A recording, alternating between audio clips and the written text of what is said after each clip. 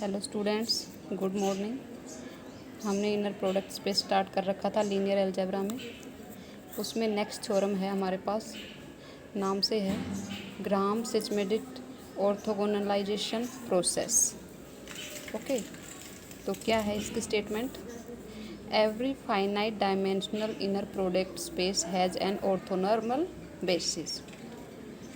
Every finite dimensional जो inner product space होगा उसकी जो बेसिस होगी वो क्या होगी? Orthonormal basis. वो ऑर्थोनॉर्मल बेसिस रखेगा। ओके, तो कैसे प्रूव करेंगे?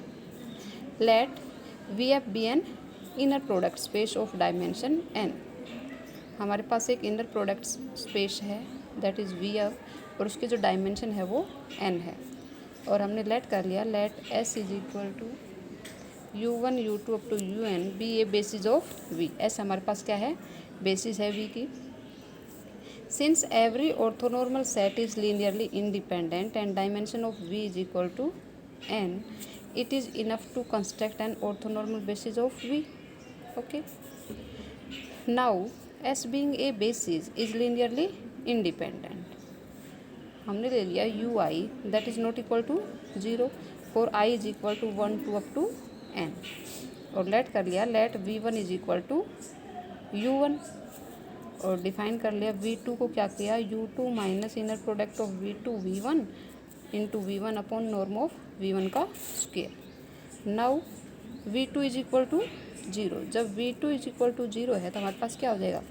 u2 is equal to inner product of u2 v1 into v1 upon norm of v1 का square. This is equal to scalar multiple of v1।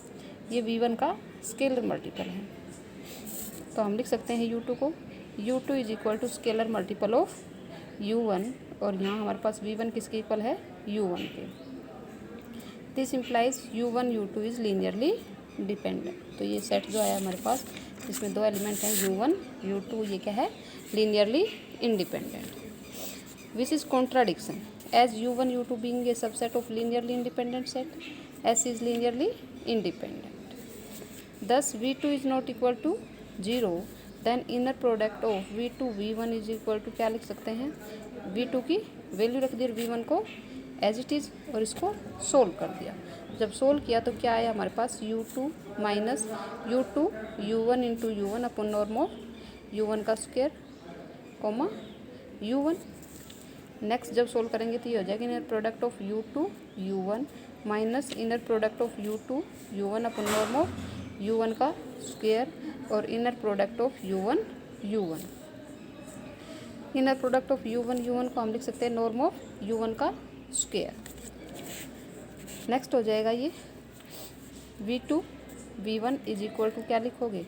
u2 u1 minus u2 u1, तो ये क्या आ जाएगा हमारे पास? 0 आ जाएगा। v2 is orthogonal to v1, तो यहाँ से क्या हो गया? v2 था वो ऑर्थोगोनल हो गया v1 के, and so v1 v2 is orthogonal set. फिर डिफाइन कर दिया हमने v3 is equal to u3 minus inner product of u3 v1 into v1 upon norm of v1 का square minus inner product of u3 v2 into v2 upon norm of v2 का square. तो ये हो गया, इसको हम लिख सकते हैं u3 minus inner summation i is varying from 1 to 2 inner product of u3 vi into vi upon norm of vi का square. Again v3 is not equal to 0। अब हमने क्या कर लिया कि v3 भी हमारा 0 नहीं है।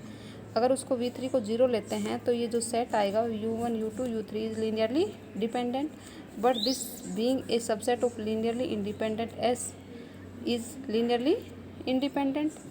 Then inner product of v3 v1 this is equal to inner product of, value रख देंगे u3 minus inner product of u3 v1 into v1 upon norm of v1 का square minus inner product of u3 v2 upon norm of v2 का square comma u1।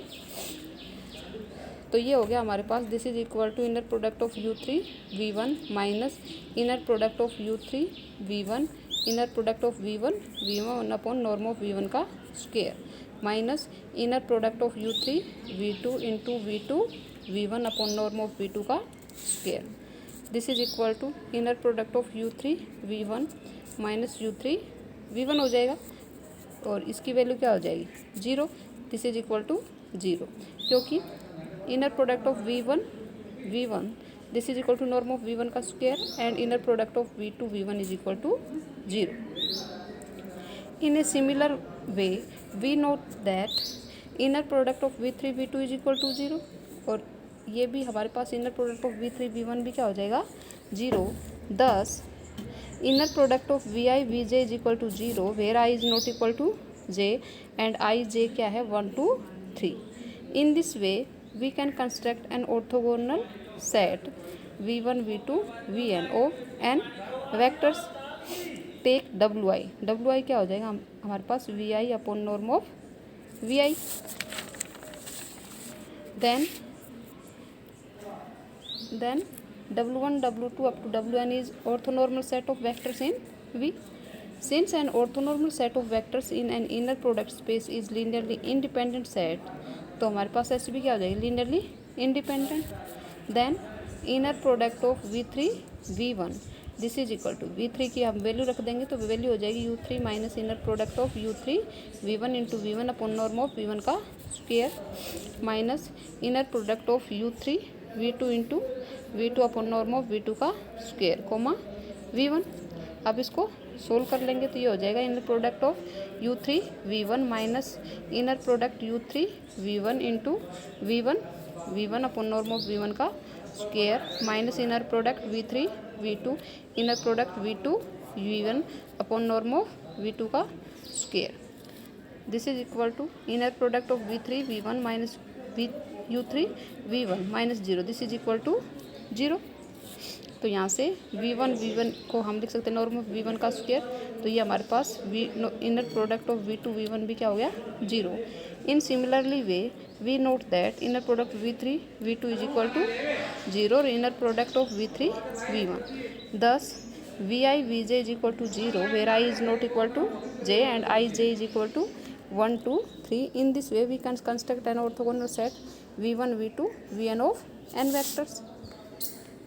then taking wi is equal to vi upon norm of vi, then w1 w2 up to wn is an orthonormal set of vectors in V.